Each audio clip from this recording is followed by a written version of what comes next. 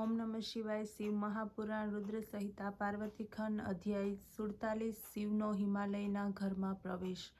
ब्रह्मा बोल्या કે હે નારદ, આ બાજુ હિમાલય ભગવાન શંકરને વૈદિક વિધિપૂર્વક ઉપવિત સંસ્કાર કરાવ્યા.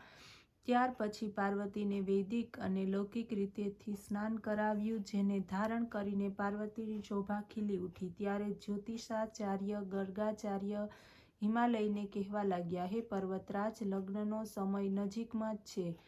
આપ ભગવાન શંકરને બોલાવો. હિમાલયે બ્રાહ્મણોને સદાશિવને બોલાવ્યા. બ્રાહ્મણ લોકોએ જઈને ભગવાન શંકર તથા વિષ્ણુ, બ્રહ્મા વગેરે દેવતાઓને કહ્યું કે હવે કન્યાદાનનો સમય નજીકમાં જ છે. આપ કૃપા કરીને શીઘ્ર આવો. આ પ્રમાણે હિમાલયે કહેવડાવ્યું. આ સાંભળીને બધા દેવતાઓ પ્રસન્ન થયા. ત્યાર પછી શિવજીએ ઉતાવળે લોકરીત પ્રમાણે સ્નાન વગેરે કર્યું.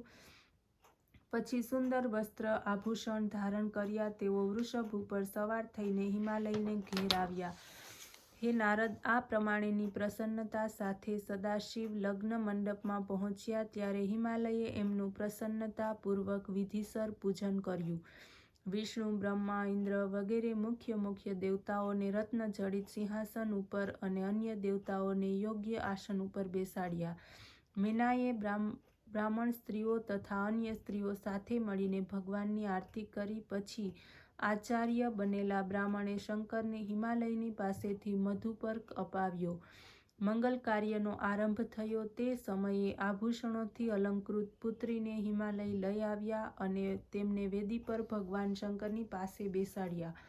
પછી બૃહસ્પતિ વગેરે શુભ લગ્નનો અવસર જોઈને કન્યાદાનના પૂર્વના અંગરૂપ કાર્ય કરવા લાગ્યા. ગર્ગાચાર્ય પુણ્યાહવાચન પ્રયોગ ભણી રહ્યા હતા. ત્યારે પાર્વતી ભગવાન શંકર ઉપર અક્ષત વધાવતી હતી. તે પછી ગર્ગ દ્વારા પૂજિત શિવ પાર્વતી એકબીજાનું મુખ જોઈને પ્રસન્ન થયા. અધ્યાય 48 હિમાલય દ્વારા શિવને કન્યાદાન.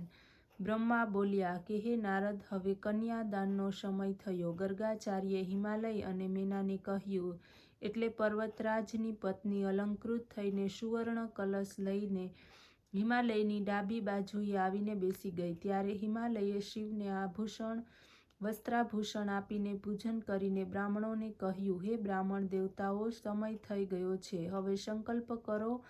આટલું સાંભળીને બ્રાહ્મણો સંકલ્પ ઉચ્ચારવા લાગ્યા. હિમાલયે સદાશિવને કહ્યું, હે શંભો, આપ આપનું ગોત્ર, પ્રવર, કુળ, નામ, વેદ, શાખા વગેરે બધું જ બ્રાહ્મણોને કહી દો, જેને કારણે તેઓ સંકલ્પ સારી રીતે બોલી શકે. આ સાંભળીને મહાદેવજી તો વિચારમાં પડી ગયા. શ્રી મહાદેવને ચૂપ જોઈને ઋષિઓ હસવા લાગ્યા. ત્યારે હે નારદ, તમે ભગવાન શંકરની પ્રેરણાથી વીણા વગાડવા લાગ્યા. ત્યારે હે નારદ, તમે હિમાલયને કહ્યું, હે હિમાલય, આપ શા માટે મૂઢતા કરી રહ્યા છો?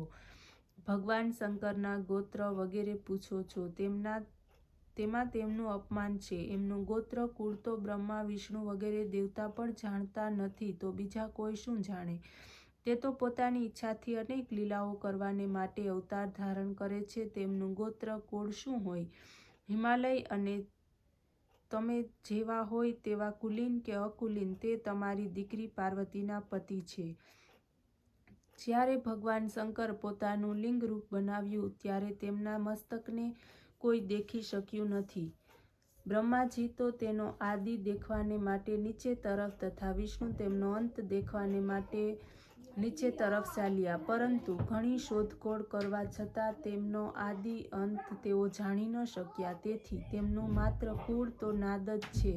શિવ સ્વયં નાદમય છે અને નાદ સ્વયં શિવ છે. આ બંનેમાં કોઈ ભેદ નથી.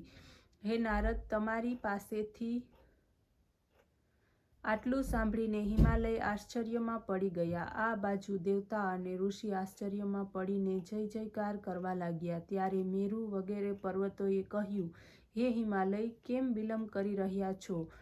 કન્યાદાન કેમ નથી કરતા? શું વિચારો છો? ત્યારે પર્વતોની વાતને સાંભળીને હિમાલયે વિધિપૂર્વક કન્યાદાન કર્યું. પ્રતિજ્ઞા સંકલ્પ કરતા હિમાલયે કહ્યું, હે સકલના ઈશ્વર સદાશિવ, આપને હું મારી કન્યાનું દાન કરું છું. તમે ધર્મપત્નીના રૂપમાં સ્વીકારો.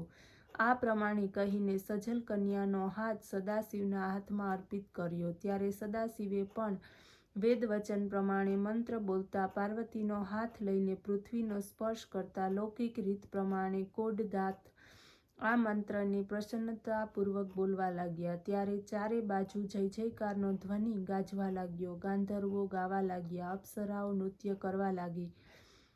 બ્રહ્મા, વિષ્ણુ, ઇન્દ્રાદિ દેવતાઓ પ્રસન્ન થયા. ત્યાર પછી હિમાલયે ભગવાન શિવને અનેક વસ્તુઓ આપી. રત્નજડિત સુવર્ણના આભૂષણો તથા પાત્રથી યુક્ત દૂધ આપનારી ઘણી સુંદર જુવાન 1,00,000 ગાયો તેમજ સુંદર 100 ઘોડા, રૂપવતી શણગાર સજેલી યુવાન 1,00,000 દાસીઓ, 1 કરોડ હાથી, ઝવેરાતથી યુક્ત 1 કરોડ રથો, આ બધું આપ્યું. તેના પછી માધ્યાદિની શાખોક્ત દહેજમાં સ્ત્રોત્ર દ્વારા હાથ જોડીને શિવની સ્તુતિ કરી. ત્યારે મુનિઓ ભગવાન શંકર તથા પાર્વતીજીના મસ્તક ઉપર અભિષેક કરવા લાગ્યા. અધ્યાય 49 બ્રહ્માનો મોહ. બ્રહ્મા બોલ્યા કે હે નારદ, તેના પછી મારી આજ્ઞા પ્રાપ્ત કરીને બ્રાહ્મણોએ અગ્નિ સ્થાપન કરાવ્યું. તે પછી ઋગ્વેદ, યજુર્વેદ, સામવેદના મંત્રો દ્વારા સદાશિવ હવન કરાવવા લાગ્યા.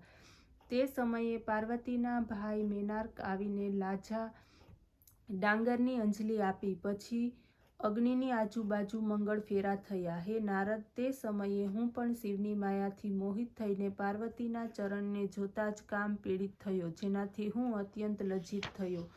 મારા આ કાર્યને શંકરે જોયું. ત્યારે તેઓ ગુસ્સે ભરાયા અને તેમણે મને મારી નાખવાની ઈચ્છા કરી.